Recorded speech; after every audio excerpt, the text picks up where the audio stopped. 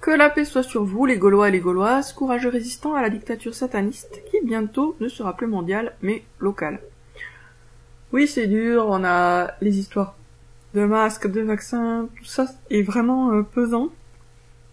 Mais nous devons faire confiance à Dieu, notre Créateur, c'est lui qui contrôle tout, et il a forcément quelque chose de bon qu'il nous réserve, à nous donc de nous rapprocher de lui pour que nous ayons droit à ses faveurs. Dieu protège ses fidèles serviteurs, et puis même si on meurt, si on meurt tranquillement et qu'on va au paradis, où est le problème? Au contraire, c'est la solution. Donc il ne faut pas avoir peur, il faut se rapprocher de Dieu par quoi? Par la prière, par le dhikr, par la méditation du sens du Coran, ça aide aussi beaucoup. Donc toujours dans ce sens-là, méditation du sens du Coran. Regardons la sourate Al-Kalam, la plume.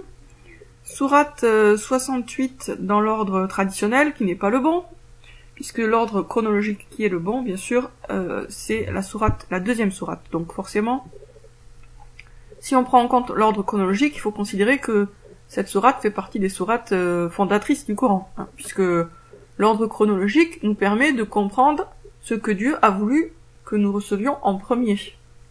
Et d'ailleurs, cette opposition entre ordre chronologique, le vrai ordre, et ordre traditionnel permet aussi de mettre mieux en valeur et en lumière le fait que la tradition, d'une façon générale, c'est l'égarement. Hein.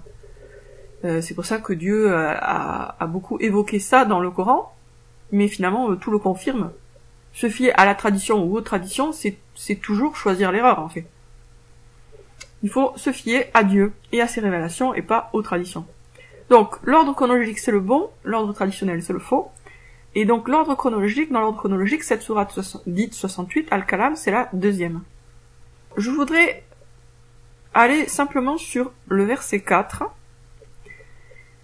Ça commence par, je vous dis les 3 premiers versets dans une traduction banale, celle de Coran en ligne. Banale au sens où c'est une traduction qui correspond aux traductions les plus courantes. Par la plume et ce qu'ils écrivent, tu n'es pas par la grâce de ton Seigneur un possédé, et il y aura pour toi, certes, une récompense jamais interrompue, et tu es certes d'une moralité éminente.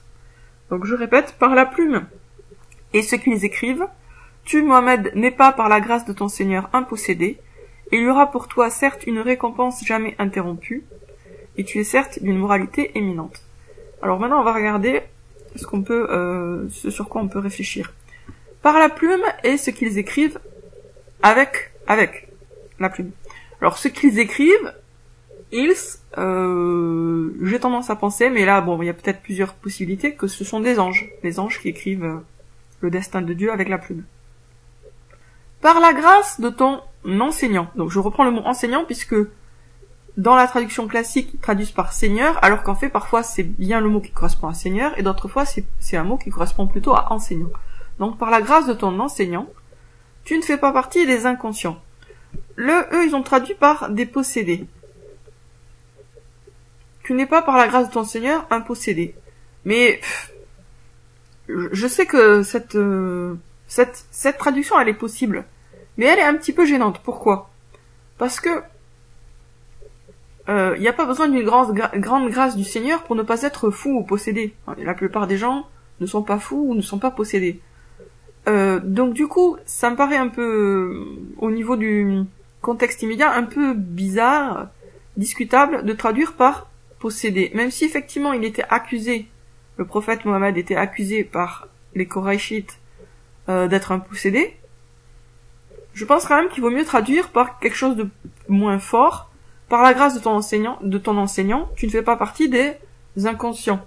Genre des gens qui sont distraits, quoi. Ou qui sont pas conscients de l'au-delà. Alors, je reviens donc maintenant sur ma traduction. Par la plume et ce qu'ils écrivent avec. Par la grâce de ton enseignant, tu ne fais pas partie des inconscients. Et pour toi, il y a une récompense impérissable. Bon, alors j'ai choisi impérissable parce qu'en fait, ça correspond vraiment très précisément au sens, puisque le sens, c'est une récompense différente de ce qui périt. Donc, impérissable, c'est exactement le sens différent de ce qui périt. Impérissable.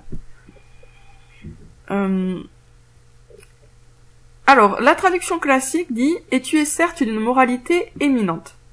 En regardant la traduction mot à mot, j'ai découvert qu'en fait, ce qu'ils ont traduit par éminent, c'était immense. Alors, du coup, j'ai vérifié pour ce qui est de... Eux, ils ont traduit par moralité éminente. J'ai vérifié, en fait, un des sens possibles, ça serait bonté. Du coup, ça devient très logique. Ta bonté naturelle est certes immense. Autrement dit, dans les traductions classiques, on parle souvent d'excellent caractère, noble caractère, bonne moralité, pour traduire ce verset. Mais en revenant au sens littéral, on s'aperçoit qu'il est beaucoup plus naturel de choisir le mot bonté pour que ça soit logique avec l'adjectif immense. Parce que l'adjectif, pour le coup, il a un sens bien clair qui est immense. Donc si vous dites par exemple « et ton caractère est certes immense », ça n'aurait pas de sens. En tout cas, ça a un sens à la Guasmi, on comprend pas quoi. Donc c'est pas le caractère qui est immense, c'est quoi? C'est la bonté. Et le mot bonté, il correspond bien au sens littéral. Et ta bonté naturelle est certes immense. Donc ce 4e verset de la 2e sourate par ordre chronologique, elle nous dit déjà quelque chose d'important, c'est que le prophète Mohammed, c'est quelqu'un de très bon, de très gentil. De base, il est très très gentil. Du coup, ça permet déjà de jeter à la poubelle un grand nombre de hadiths où on lui attribue des comportements cruels, pédophiles, etc. Ta bonté naturelle est certes immense. Traduction qui me paraît bien meilleure que les traductions habituelles qui sont trop vagues. Tu es certes d'un noble caractère, c'est vague. C'est quoi un noble caractère?